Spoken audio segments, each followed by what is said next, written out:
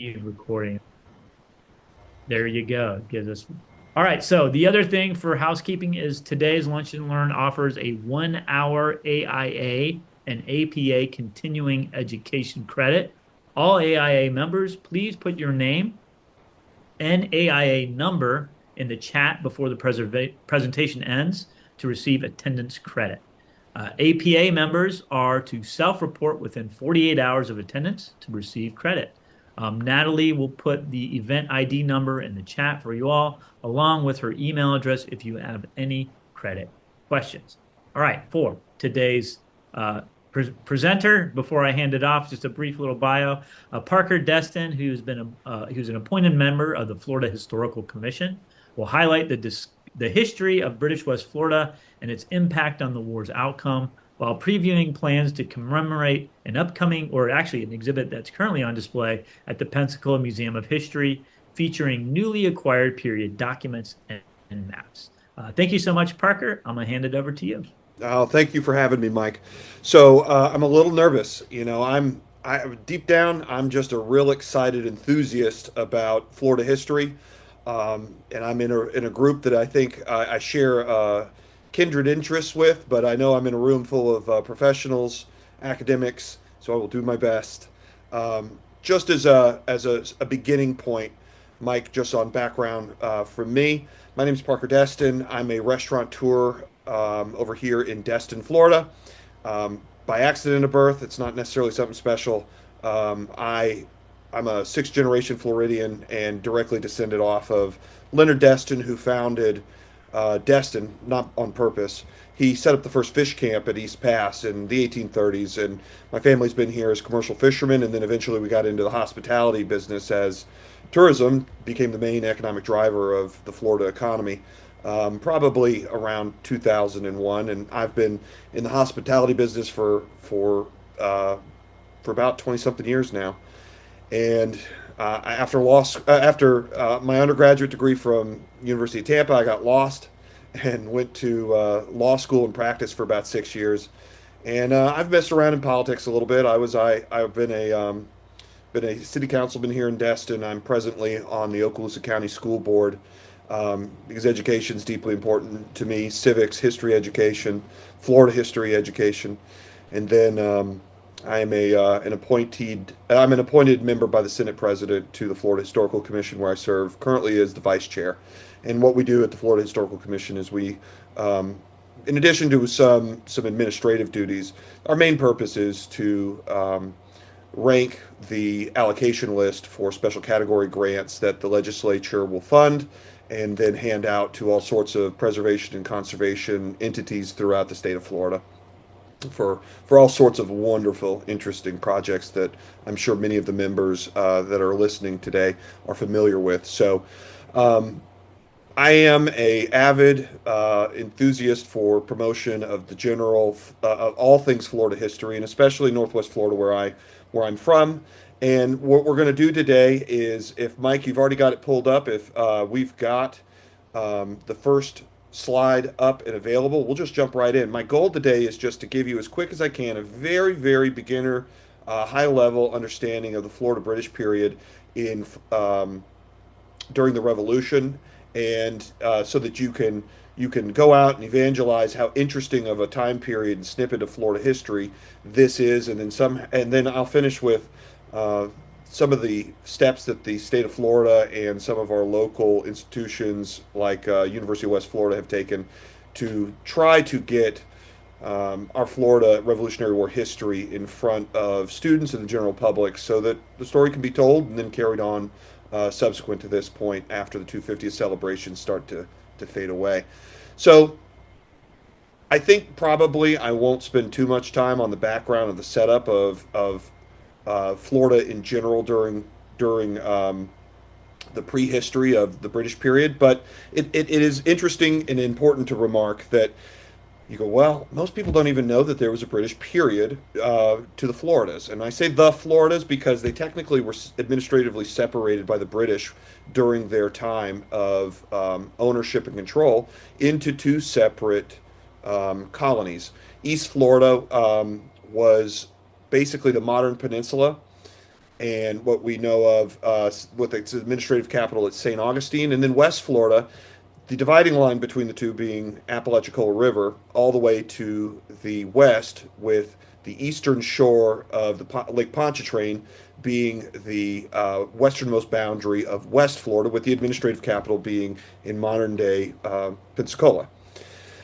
These two colonies were made from concessions, land trades that were brokered between Spain, France, Great Britain during the end of the French and Indian War. What culminated in a British victory in that conflict was a big old group of colonists left the Mid-Atlantic region, attacked Havana in the 17 at the very end of around 1763, around that area, around that time, and were successful in taking Havana, which of course was the catalyst for the end of the war, because Havana was strategically important to the Spanish, deeply, deeply, and they had lost it to the British. So in the negotiations at the end of the war, they said we'll get, basically, if we take back Havana, which is deeply important to us in our trade routes, you can have the Floridas. And if you see on your screen, it was east and west. We're going to concentrate on West Florida today, as that's sort of my main focus. And it also dovetails in, as it had the most, let's call it, military action during the Revolutionary War. But this is a very narrow time period in Florida history, from about 1763 to 1781. If you want to count to the end of the 1783, if you're counting the actual signing of the treaty to end the Revolutionary War. But basically, what do you do if you're the British Empire and you come in and you have now received new land that the old Spanish Empire is withdrawing from? Well, you got to get your guys in there, militarily secure it, get an administrative and civilian government set up, and then try to bring in civilians who can set up a mercantile based economy, figuring out what that economy might be based on and make it lucrative enough to then entice people to go and move there. And a lot of the 20-year period of British occupation was them being bedeviled by conflict, Native American relations, the actual geography of the colony, and just the difficulty of figuring out how to create a cash crop to self-sustain an economic engine, so that the colony could basically self-sustain itself without the need of having just a complete economic, social tether um, to the mother country. And what you'll see during this period is just that struggle. And it starts out in 1763 with the arrival of the military taking possession of Pensacola from the Spanish. The British showed up. Downtown Pensacola was in shambles. There are letters out there that describe, as the first British showed up, that basically the windows inside the fort didn't have glass. The roofs were rotten. It was raining. We're talking about a subtropical climate with with a lot of problem. You need to keep the weather out. You need to keep bugs out. This place was just a pine. It was it was a at the farthest flungs of the empire from either, whether you were Spanish, British, or French. And a lot of resources were just never poured into it. And as the French and Indian War wore on, the Spanish just never put a whole lot of effort into upkeep of the fort. It was the British who came in and started actually changing out the wood stockades for masonry structures, which is reflected in Fort George. Elias Durnford was the surveyor. He's the one who lays down the first portions um, of the of the street grid in downtown Pensacola that is still mirrored today. Much like Oglethorpe when he came and started the colony in the 1740s, the colony of Georgia. You'll see it in the downtown grid system from in Savannah. So as they worked and toiled, a lot of improvements were brought into downtown Pensacola and the greater colony. Mike, if you want to go over to the next slide, we're probably going to jump straight into the realities of an isolated colony. So the British, when they first arrived, like I said, they were met with some geographic challenges that 18th century, middle 18th century, um, West Florida, its geography just made it difficult to establish what the mid-Atlantic, southern, and certainly the New England colonies um, had better cash crops to base their economy on because uh, the interior of West Florida, what we now call Alabama, portions of all of modern day Mississippi. It's pine barrens. It's very difficult to, from an agricultural standpoint, with the exception of the edges of the Mississippi, to really sustain good agriculture. So, but it is a great source of naval stores, and that's timber in naval stores, pine resin, rendering down in turpentine, the things you need for sailing vessels, live oaks, things like that. Those forests provided that, but it was very difficult to grow food, as the settlers would first encounter on their arrival in the 1760s. The main sources of agriculture ended up being corn. There was limited amounts of indigo farming, and this is before the invention of the cotton gin. So what we now know as the cotton boom of the antebellum period hadn't begun yet. So cotton was not king. So they were struggling to figure out how to economically create um, viability for the colony, and without necessarily an easy way to say, hey, settlers, come on in, you're going to get rich if you do this, or if you grow tobacco, or if you participate in, let's call the triangle trade.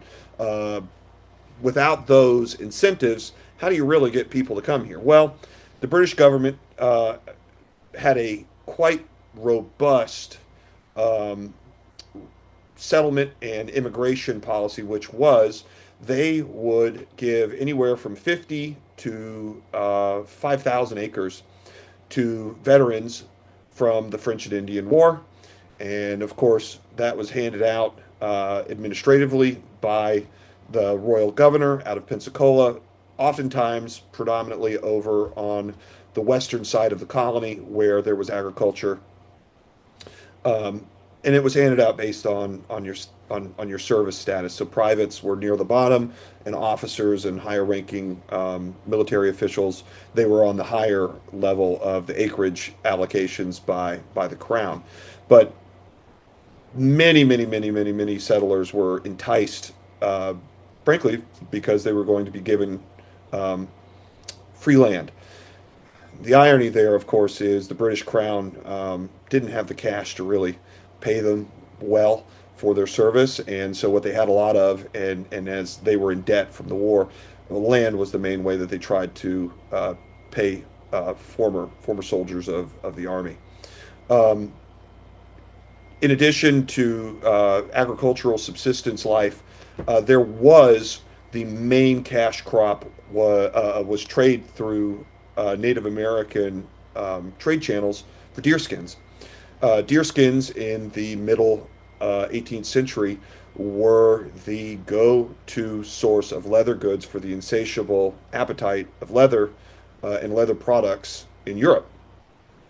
And I will leave it to some of the other folks who have a specialty in this to really nail down the numbers specifically. But we're talking millions of um, deer were in their skins were being removed out of the American Southeast, and traded in the big ports um, by Native American um, trappers and harvesters for for all the manufactured goods from Europe that they wanted. Oftentimes, uh, incentivizing, as far as we can tell, a bit of an arms race because Native Americans wanted European weapons. Europeans wanted the deer skins. The Native Americans certainly were not a unified group. You had different tribes. You had Creeks, you had Cherokees, you had territorial disputes that were being settled by whichever groups could have access to the European weaponry. And so there was a very, very brisk trade for a number of years and ended up being the predominant economic um, engine for the West Florida colony, which was deerskins, and it changed profoundly the way people lived their lives. It changed conflict because of the introduction of European arms. Native Americans changed their entire lifestyles based from leaving hunter-gatherer strategies to basically just living in their entire, subsisting off of removal of deer and trading it for all sorts of goods, products, and services. And that was the main economic driver of the colony. Mike, if you'd like to go to the next slide, the reality for um, most people who came to um, the colony during during the 20-year period, it was horrible, just flat out horrible. There was um, there was few ways to make a living, and there were a lot of ways from tropical disease to kill you if you're Northern European.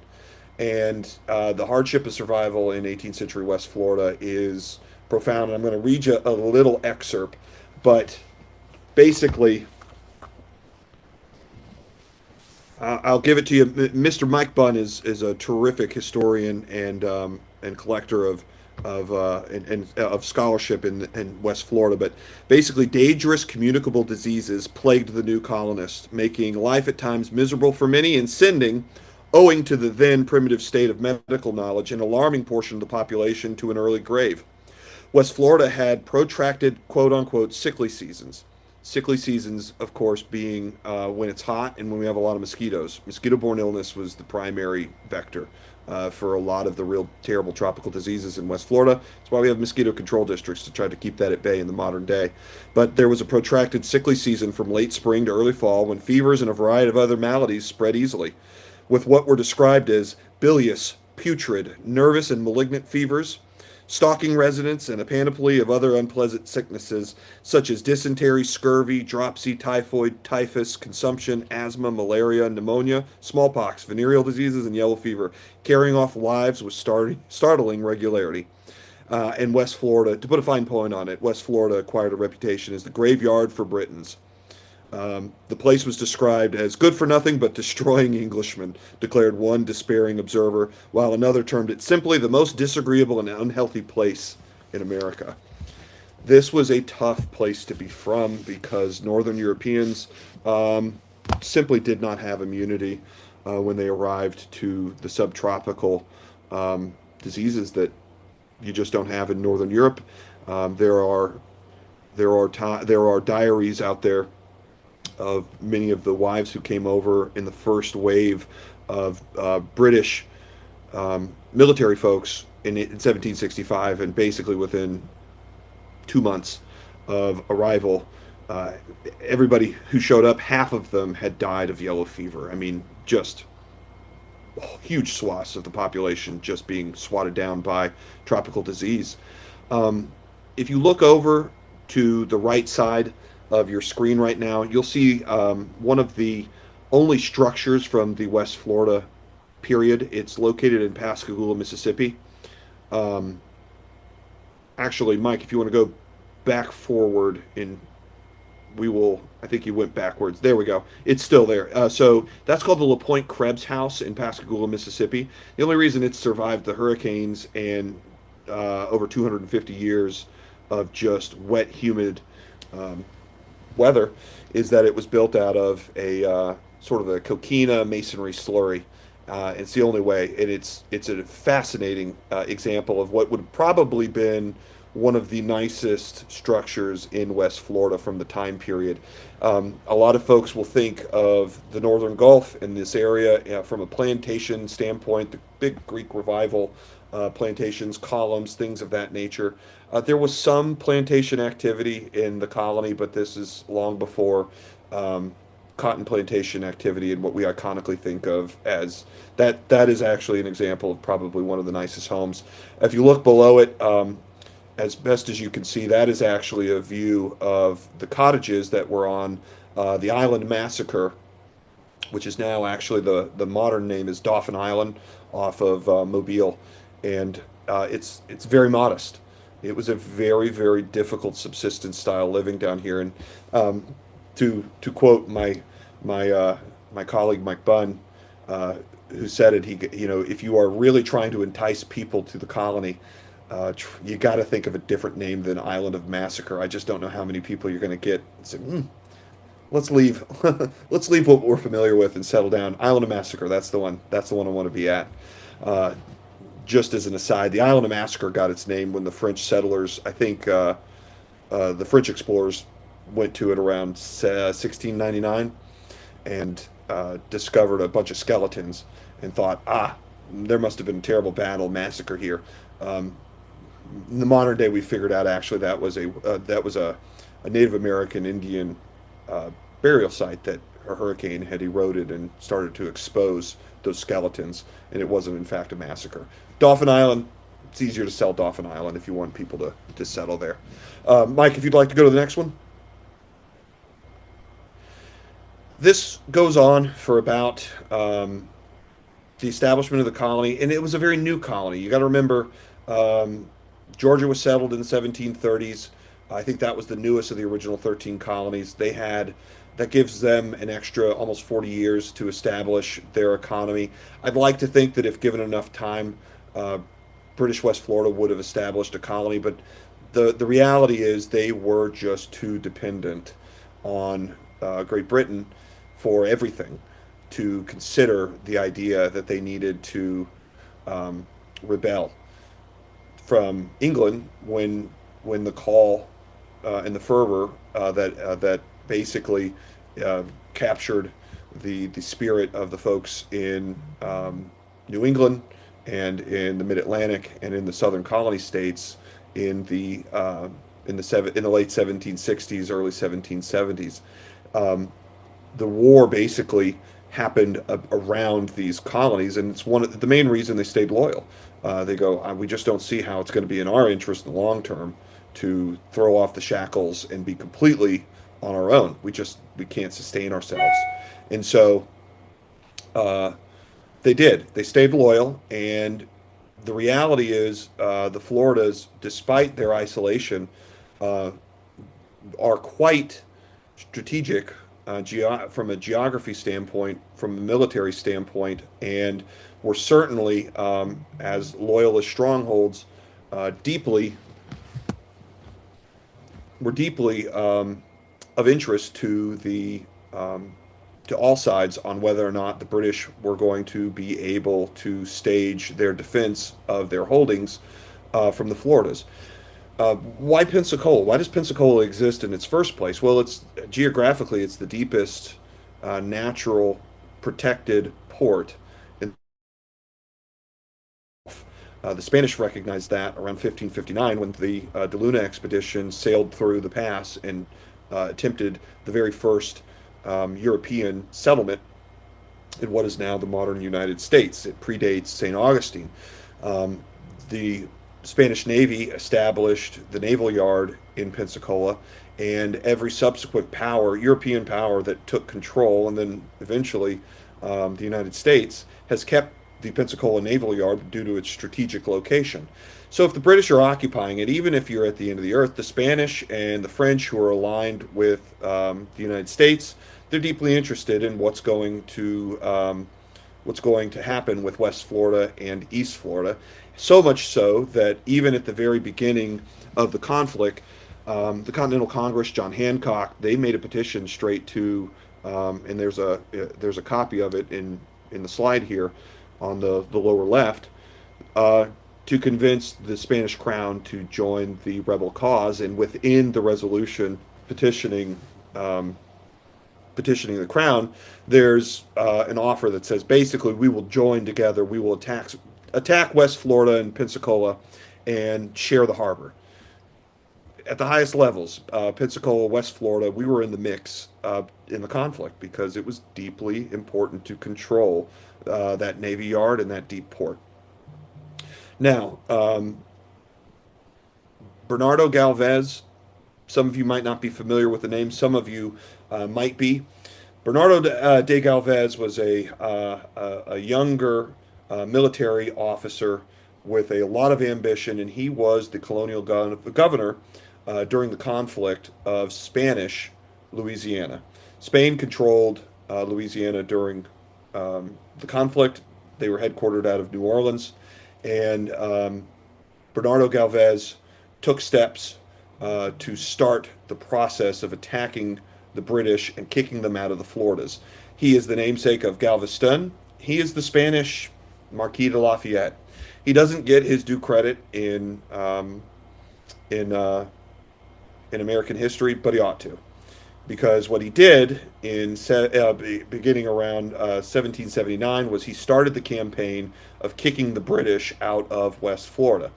He started with Baton Rouge, and Baton Rouge was the western edge city and trading post controlled by the British on the eastern side of the Mississippi River.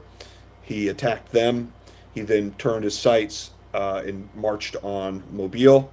The Battle of Mobile and the Siege of Mobile was successful, and then he turned his sights on the Battle of Pensacola in the beginning of 1781.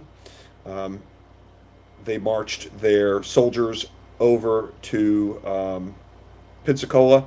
They ended up having a very large group of naval vessels come from Havana in a very treacherous way, sail through the mouth of Pensacola Bay, and began the longest siege of the war.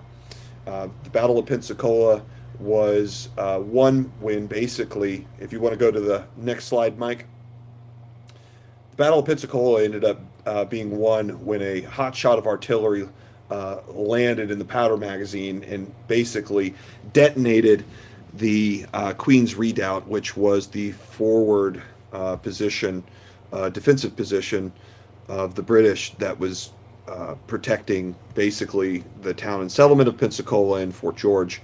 And once that lucky shot went in and detonated and killed several hundred British defenders, it became abundantly clear that there was no way that the British could hold on. And General Campbell negotiated terms, surrendered, and the most important part of that entire process is um, the 16th Regiment of Foot. Some substantial amounts of naval resources were not able to leave Pensacola to resupply and play any role from a enhanced projection of power standpoint in the coming months in the Battle of Yorktown. And those of you that I won't go into the Battle of Yorktown, but there were a lot of things that could have gone different from a naval standpoint in the Battle of Yorktown, which was the pivotal battle that ended the war and gave us our independence from Great Britain. The Gulf South and the Caribbean theater of the war is a profoundly interesting, profoundly powerful, but profoundly underrepresented and reported and talked about portion of the Revolutionary War conflict that I have always tried to evangelize and get folks to understand, because it's our place within the greater conflict, and it is a place where I thought always that if we could simply explain to folks who live in Florida, folks who are from here, the people, the opportunities, the people who visit here, especially in St. Augustine and in Pensacola in particular, that these Revolutionary War uh, uh, battles, these Revolutionary War assets, archaeological resources, this story is in our backyard. It's a way of connecting with the American Revolution, who we are as a people, where we want to, what we think that means for us, and where do we want to go from there. It's so much easier to connect to people when you go, look, this stuff is in your backyard. Um, I can get any of us could probably get a 12th grader from Boston to understand and care about the American Revolution far easier than, let's say, a 12th grader from Indianapolis, by virtue of the fact that you go, look, this is a part of you. This is you're from Massachusetts. These are things that are in your backyard. Well, we have that in Florida. It's just not ever been talked about in a very systematic and intentional way. And so the 250th is providing us that opportunity. So, Mike, if you want to go to our last slide. What I'm saying is, I think the state of Florida, many of us in the history and preservation community are trying to take the public's attention over the next several years, where we celebrate the 250th. We've 250th declaration was earlier this month, but that's just the beginning of retelling the story, and oftentimes, hopefully, in a new and more expansive way of everything that happened during the war. So, the state of Florida, University of West Florida in particular, is taking some steps to exhibit it's about a 2,000 square foot exhibit highlighting Pensacola and Florida's role in our nation's founding, in using original primary documents, maps, artifacts on loan from private collections, the state's collection. We have some stuff that came from overseas, and it is, I'm proud to say, the best collection of Revolutionary War Florida items that has ever been exhibited. We've got cooler stuff uh, than the Smithsonian, and it took several years of pulling it all together. But University of West Florida did a terrific job. But we could not have done that without the help of the state of Florida, the Division of Historical Resources, some generous grants from the state through the Board of Governors. We have many of our partners like Visit Pensacola, Fiesta. They've kicked in a lot of money, along with some private donations, to be able to do this from an interpretive standpoint. Um, if any of you guys in the next year are in Pensacola, I deeply encourage you to swing by the Pensacola Museum of History in downtown Pensacola. On the third floor, we have the exhibit, and I'm telling you, it's the bee's knees. Um, but in addition to just it's not a simple exhibit, but it is one of many different things that the state um, and some of our local partners are attempting to do to connect folks during the next year and several years. Is There are archaeological surveys that have been appropriated by the legislature. Very excitingly, this one's going to come out later in the month, but the HMS Mentor, which was a British vessel during the Battle of Pensacola that was sunk in the northern part of the Pensacola Bay. There has been an appropriation by the legislature for UWF and their archaeological team to do the marine surveys to try to locate her. And if successful, man, that's going to put the Revolutionary War and Florida's place right on the map, because it's active search for our Revolutionary War cultural resources. In addition, I believe the city of Pensacola has celebrations in line throughout the year. The 1776 sampler is an incredible resource that is basically taking mini biography snippets of the people who were actually living in Pensacola from the perspective. We talk a lot about the military, but who are the people? There were women, there were people of color, there were folks who were enslaved. What was daily life for them? The 1776 sampler does a great job of interpreting daily life during the Revolution in Florida, through the lens of the people who were living here, and not just through the military activities that sort of were the punctuating end of about a 20-year colonial history. Um, FPAN's done a wonderful job with speaker series. The historic St. Michael's Cemetery is uh, is actually doing wonderful tours interpreting the Revolution. We don't have too many Revolutionary War graves in Florida, but we have a few, and many of them are in St. Augustine, and we have a few up here in Northwest Florida. So those are receiving historic markers, and just giving opportunities for folks to try to reconnect with their local history. Um, and there is still ongoing attempts to try to connect people through foodways in a very interesting way, about what was on the menu during the Revolution here in Northwest Florida. And there's been wonderful scholarship by Dr. Margot Stringfield and the folks at University of West Florida to interpret what they found through an old well trash site. Old barrel wells, once they were dug down, and became a little too salty, and you couldn't pull fresh water out of them. Well, they'd be abandoned. What do? You throw your trash in them, and the nice part is once they're found, you pull all the trash out, and you can realize what they were eating. And they were eating a little bit of everything, a lot of native stuff, a lot of native stuff like everything from alligator, possum, um, mullet, a lot of the local beach fish. Um, we're going to attempt to try to a lot of wild game interpret and connect folks with their history through food. And from an anthropologist standpoint, I know there are a lot of folks that are deeply excited to try to connect our public um, with their history through just different means of storytelling. Um, I think I gave you enough to start with. And Mike, if you've got some questions or if you want to jump in, or if we've got some other participants who'd like to fire off some questions, I will do my best. And Mike is actually a specialist, not necessarily exactly in British West Florida history, but he's got a great working knowledge on what the Archaeological Institute has done over the years in our area to try to capture those cultural resources from the war. Great. Yeah. Thanks so much, Parker. That was fascinating. I mean, I always learn more from you every time I talk to you about, especially this subject. Parker didn't mention it, but a lot of the documents that are on display are documents that Parker was able to get a hold of. And so the reason why that exhibit largely exists is because of many Many years of years. collecting that Parker has done. But at this time, if My, anybody has my any wife would call that questions, obsession. I don't think she's wrong.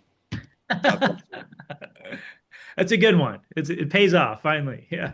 But if anyone does have any questions for Parker, probably the best way to do that is there's in the chat. I'm going to go ahead and stop screen sharing, but in the chat, you can go ahead and put your questions there, and then I'm happy to go through those and read those as time allows. We still have about 20 minutes, so good amount of time for questions if anybody has any. Alternatively, if you're comfortable, you can just unmute yourself and ask a question. Might take a few minutes before that happens. In the meantime, what I'll do, Parker mentioned the 1776 sampler. That is a really great resource that like you said, it highlights people who were here in West Florida in the Pensacola area during the British time period, that revolutionary time period. And one of the really great things about that resource is if you would like to represent a person from that time period, you can actually submit your name and photograph, and they'll add you to that. I was fortunate enough to be able to represent Mr. William Bartram, who is a real famous naturalist. So I'll put that link in the chat. If you're interested, you can just go to the website and then you can add your face. All right, we have a question that just came in from Bonda. She says, how long will the exhibit be at the Pensacola History Museum? Terrific question. So we've got time. I believe it's going to go through May of 2027. Yep, we're going to have it for a full year. All right, another question from Jennifer. She asked, will this be uploaded to watch or share with others later? Yes, it will be, I believe, uploaded to the Florida Trust's YouTube channel. So that's why it's being recorded now, but it'll be available at that time. Hey, Mike, if you don't have another question, I'll ask you if you have the opportunity. I know you've got some familiarity with it. Can you talk a moment about some of the archaeological sites, the marine sites that UWF has researched in the past and done their surveys on, and then what's interesting about the Mentor? Oh man, those are good questions. Well, they got another question that came in and Fair I'll enough. answer that here. Oh, they're starting to come in now. All right, from Claude, it says, yeah, he asked, was there any connection with the British in Southwest Florida, including St. Mark's? Did anything occur here during the American Revolution? Okay, and the answer is yes. So basically, St. Mark's predates the British period because the fort itself was created, I think, in the 1600s during the very early Spanish period, and it was meant, I thought, and you could probably tell me with more specificity, but I thought it was meant to be basically the first line of defense against the Spanish mission network that was in North Florida that went all the way, I guess, from Pensacola all the way over to St. Augustine. Um, so when the Spanish withdrew and the British took hold, there was a very robust Native American trade that occurred on the main superhighway of the Apalachicola, Flint, and Chattahoochee River Basin, and St. Mark's served as a important point of trade. And so there were British there. I don't have the specifics of how much they coordinated with the um, I don't know how much they coordinated militarily. I don't believe militarily a whole lot happened. My understanding was the main presence of the British was through a trading company, the Patton and Leslie uh, trading group, and they did a brisk trade with deerskins, firearms, and that was one of the base of operations. And then, if I'm remembering correctly, um, after the British period, the trade company was, I think, given a royal commission that said you can continue trading so long as you do X, Y, and Z that the Spanish crown approves of. And if I'm remembering right, that started the process of the Maroon colony around Negro Fort, if I'm remembering correctly. But at St. Mark's in particular, it was a in and out point for Native Americans and the British trade participants primarily. We have another question from Eric. He asks, "How much time do you recommend for the visit?" And I think it's in regards to the Mhm. exhibit at the Yeah, Pensacola. yeah. Give yourself an hour. Yeah. No, it's very interesting. It's original items. You can really connect with the pieces when you see the real thing. There's an incredible letter signed by that was from Benedict Arnold. So we were talking about Pensacola and our place, Florida, being of at the highest levels of interest to the decisions and strategy of the participants in the conflict. Benedict Arnold sent a letter to the territorial war, sent a letter to the War Council, suggesting a plan for taking Pensacola. This is before he defected and did what he did. Um, his idea was that they were going to, and it's encapsulated in this letter in the exhibit, but the plan was to take 1,500 men from Fort Pitt and sail them down the Ohio, down the Mississippi, meet the Spanish at New Orleans, and then together the United States and Spain would sail over and attack Pensacola. That plan never came to fruition. The Spanish ended up doing it without the Americans' help, which of course set in motion the complete control, rather than a shared control, of Spain, of the Floridas after the war, and then set in motion all the things that basically happened with Andrew Jackson and the lead up for basically the American taking of West Florida and ultimately Florida, the modern what we know as Florida today, becoming a territory and then a state. Yeah, very cool. It looks like I don't see any other questions that have come in yet. So you had asked Parker about other maritime resources Mm-hmm. connected to British West Florida. So yeah, the answer is there have been a few mentors. The one that we've been looking for, the UWF. And when I say we, I mean collectively, we, not just me. That the University of West Florida has had a really particular interest in locating for a number of years. Dr. Greg Cook, who unfortunately and sadly passed away earlier this year. He had spent many years as at the University of West Florida trying to search for HMS Mentor, which was a British warship that was here in Pensacola defending the pass, defending the bay before Galvez's fleet came in. And so the significance of that vessel is the fact that there's not very many British warships that are from that time period, especially during the Revolutionary time period, that exists that we know of that have been found archaeologically. So just by its very nature of being a British war vessel during the Revolutionary War would be a pretty significant find. But then also its previous career as a privateer ship. These were privately owned vessels that were given what were called letters of marque or commissions by a sponsoring nation to basically be a private ship of war, go out, attack merchant vessels of a company of a merchant ships that were at war with that sponsoring nation. And so before it was entered into his the Royal Majesty's fleet as a royal vessel of war, it had served as a British privateer ship called Who's Afraid. And so those two facts alone would make it pretty significant because very few, if any, have ever privateer vessels have been found from the Revolutionary War time period in what's now the United States. So that would be a significant find. Um, like I said, Dr. Cook had been trying to find it, locate it, gotten a few grants through the National Geographic Society to locate it. And they did a lot of survey work in Blackwater River and Blackwater Bay, but they hadn't found it yet. And so, but with that said, there are plans to try to see if they can do more surveys through the University of West Florida's Archaeology Institute to find that out, see if they can locate it.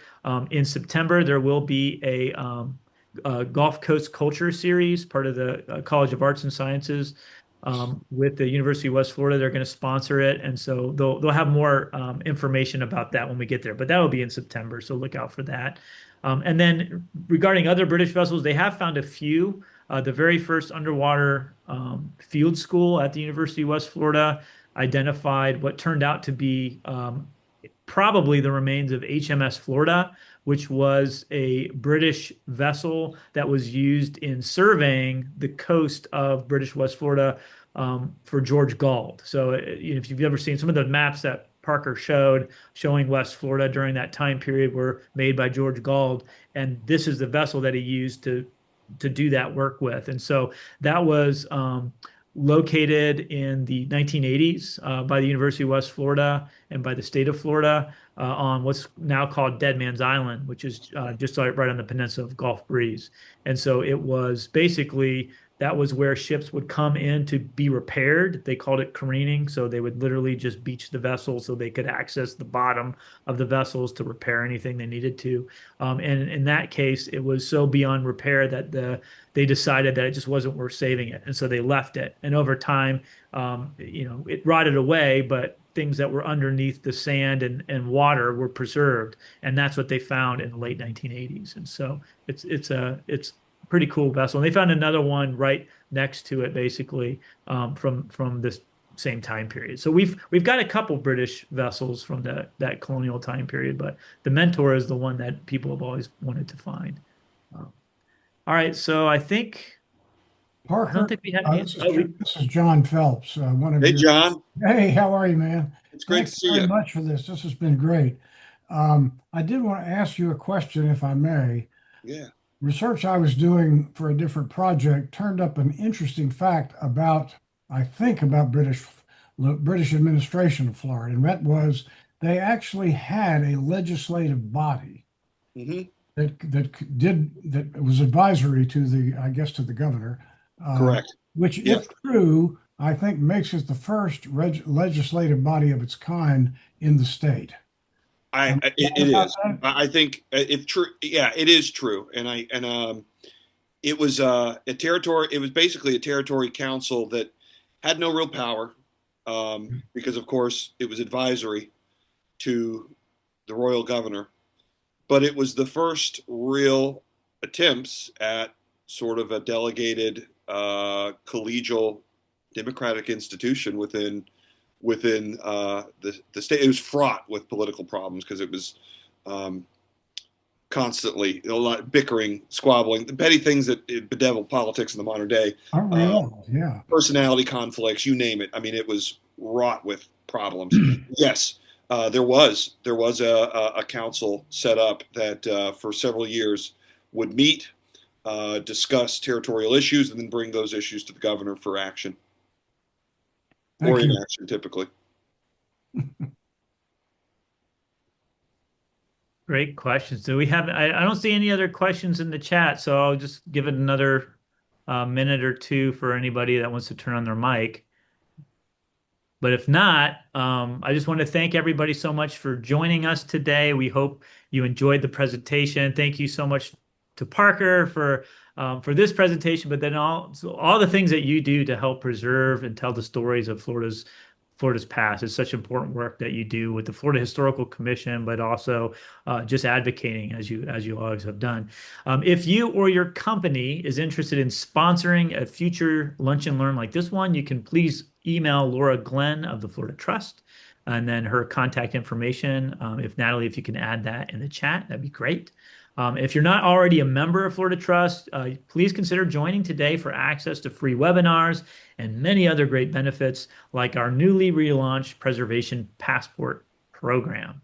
We hope you can join us next month in August for our next Lunch and Learn on fall and winter maintenance for Florida's historic homes, a preservation contractors field checklist. So that should be super interesting. So stay tuned for our newsletter, website, and socials for more information coming soon.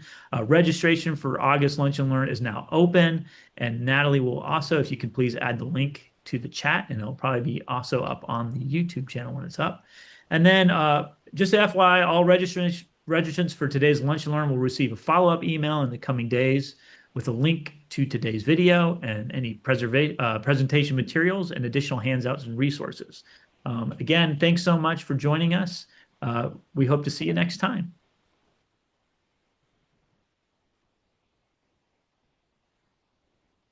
See y'all later. Thank See you. you. Thanks, Bye. guys.